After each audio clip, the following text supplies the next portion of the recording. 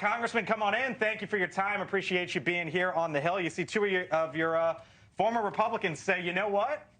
Kevin McCarthy time again. Here we go. What say you? Well, we have a lot of discussion to do before we get to that point. Right now, people are trying to push Mike Johnson to get an up or down vote because he's widely accepted as somebody who doesn't have a whole lot of enemies, and that's what this is boiling down to, is who can we get consensus on? Not who necessarily is even the strongest or has the most experience, but who has the least number of people who actually vote against them. That's what this boiled down to. But every single time I try to predict this, I've been wrong, but nobody else has been right either. So we are literally debating this right now behind closed doors. There's a lot of different opinions. I don't think this is a speaker problem so much as this is a conference problem right now. We got to come to a consensus and quick. I think we're wasting, what, $76,000 per second right now. That adds up really quick while we're not doing our job. Is the majority at stake here, Congressman? Well, you can make a case for that, but we had a problem with electing a speaker to begin with. We had 15 votes, and once we got McCarthy in place, thought we were doing a great job. I was actually pretty excited because we were on pace to finish a lot of legislation that we hadn't done in a long time. We were going through the appropriations process. We were passing some conservative stuff that we hadn't done in a couple decades.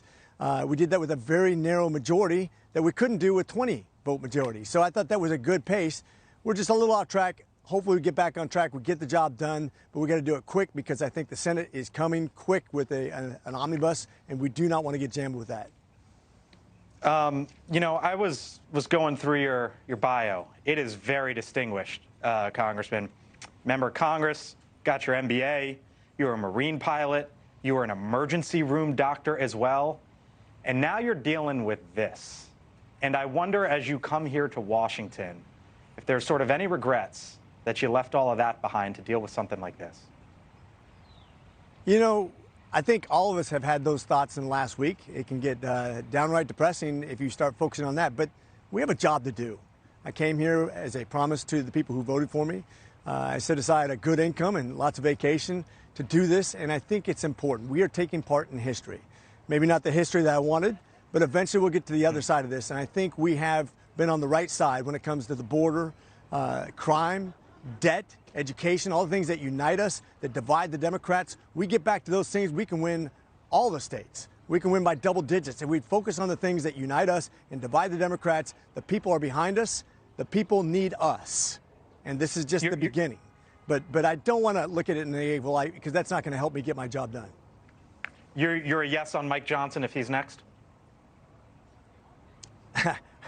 I don't want to disparage Mike Johnson, absolutely Mike Johnson, or a box of donuts. I'm just trying to get somebody in place so I can do my job. I think most of us feel that way right now, and I'm really anxious to get on with it. Any Republican or a box of donuts? I mean, that analogy, sir, like I know we laugh about it, but I mean, man, that feels pretty dire. Well, I just want to get going. I'm a Marine first. That's how I always think. Even when I was an ER doc, at least I could do something. I always felt like there was a sense of accomplishment every single day. I could get something done, and that's what I want to get back to. That's what I've bought into. That's what the people want. We are representatives of the people. We just need to get a consensus. I'm hoping, very hopeful. I'm optimistic that we get it done this week.